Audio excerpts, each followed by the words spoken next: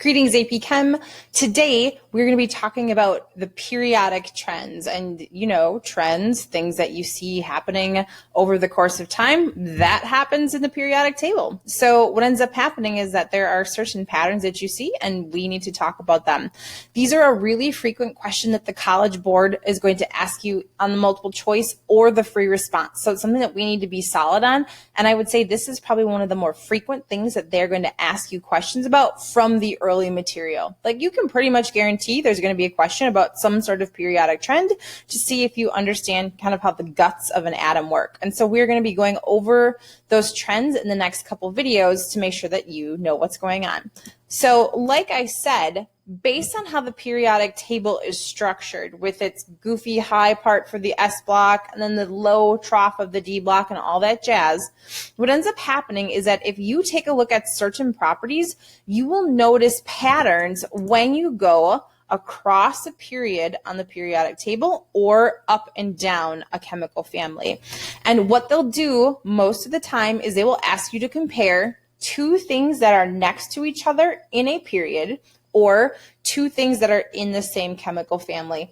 It is rare that they are going to ask you a question about something that's in a different period and a different family. So when we're looking on a test or something like that, to compare them, you'll either be looking for things that are usually in the same period, like side by side, or top and bottom to each other. So just be aware that those are the types of questions you will usually see.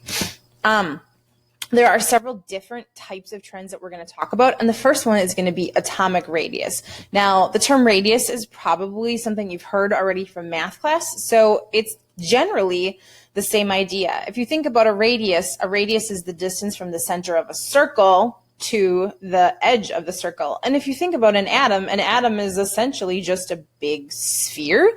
So the idea that it can have a radius is pretty, hopefully, easy to understand for you. And so the atomic radius, what it is the distance from the center of the nucleus, not just the circle, but the center of the nucleus, to the outer edge of the electron cloud for your particular element that you're talking about. Now, a teeny tiny ruler does not exist to measure that. What scientists actually do is they measure the distance from the center of your atom to the center of an identical atom.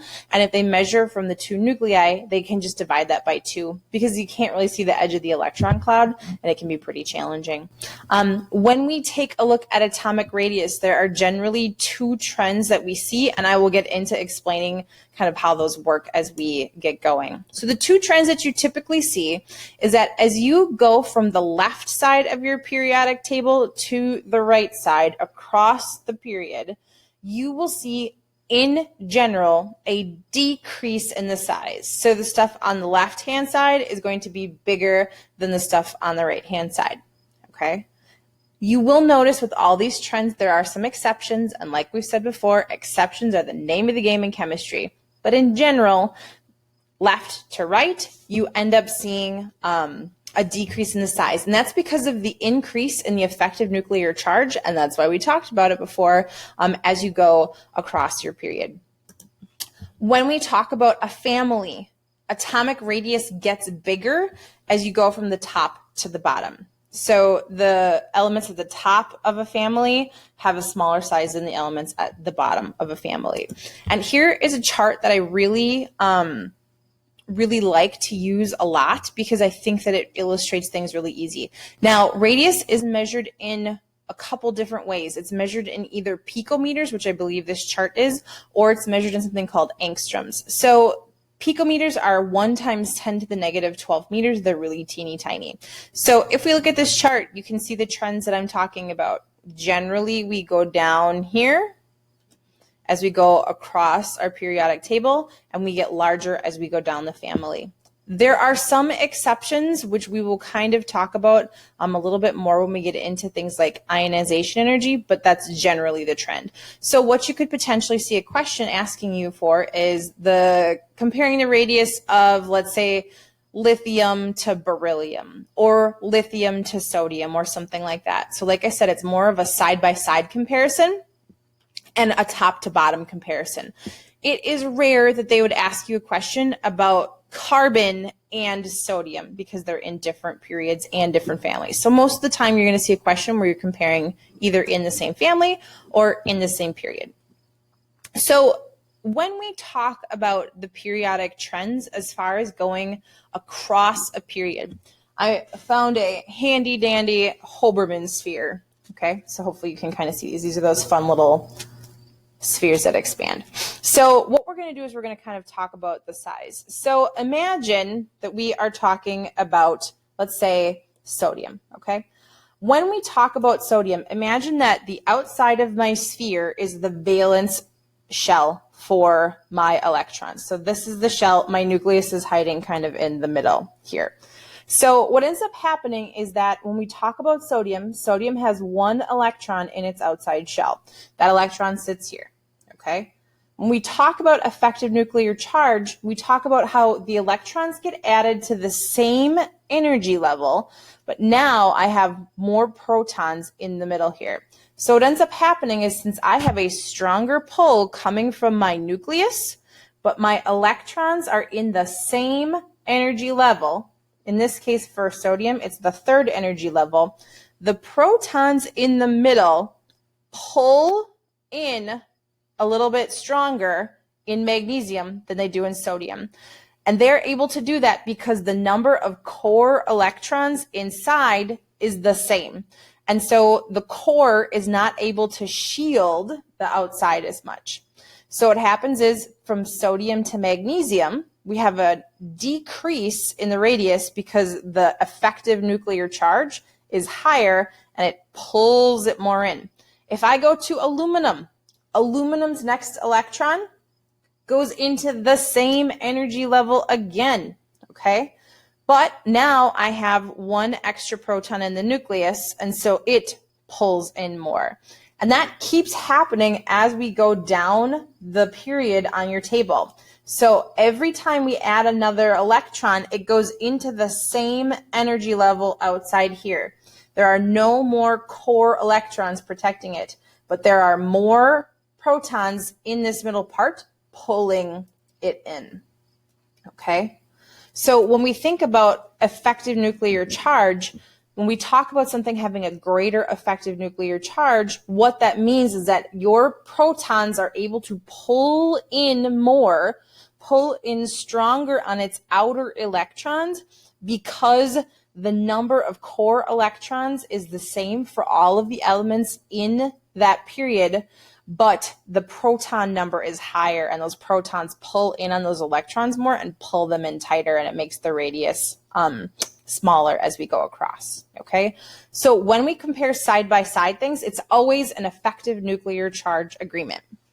Now, we'll see if I can do this. When we talk about a family and we compare, yep, I got two of these.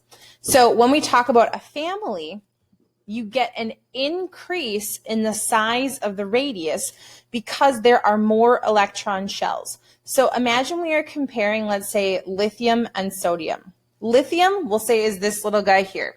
And lithium has electrons in the 1s shell and the 2s shell.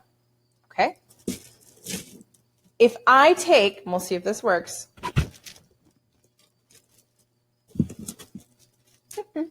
Okay. If you think about it, lithium here, kind of in the middle, okay? Sodium has an entire extra shell of electrons. So if these are the outside electrons on sodium, they exist in a shell that's further out from the nucleus. And so just by default, the distance from my nucleus to the edge has to be bigger, okay? So when we talk about groups or families going up and down, the size changes as a consequence of that because of the extra shells of electrons. And so the more shells of electrons that there are, the bigger your atom gets. So hopefully that makes sense to you. Okay, so here is the first question I want you to do. It's example number 1. It says, how does the atomic radius of S compare to Cl? And then I want you to explain it. So take a second, pause the video, and then we will go over this and see how you did, okay?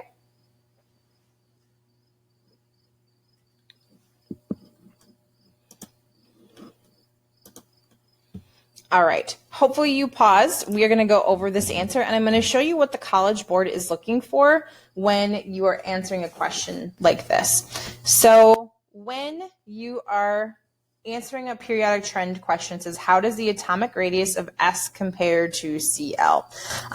First thing you want to do is you want to find the two elements and see what type of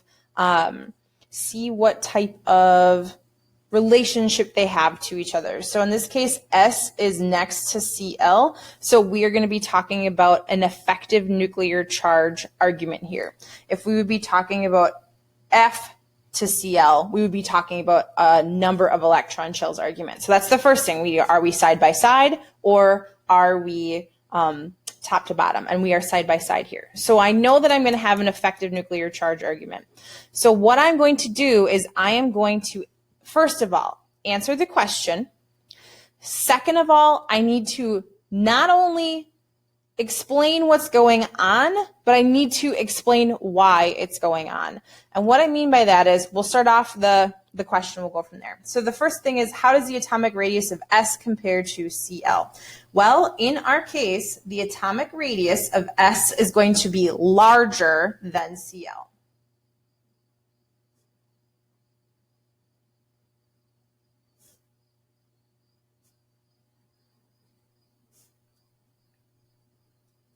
Okay, so that is going to be your first point. The atomic radius is larger for S than it is for Cl. Now, when you answer the why of this question, and it's always going to be a question of why, you cannot say because of the trend. So you can't say the radius of S is larger than Cl because the radius decreases as I go across the periodic table. That is illegal and will get you no credit, and I will probably yell at you. So what you need to do is you need to explain the reason why that happens. So what I'm going to say is chlorine has a greater effective nuclear charge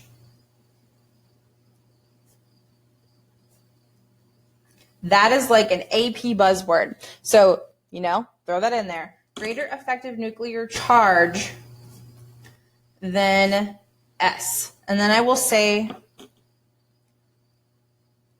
because and I'm going to be lazy, so I'm going to write the Z effective, which is effective nuclear charge, is larger, the protons pull in more on the valence electrons, making the radius smaller.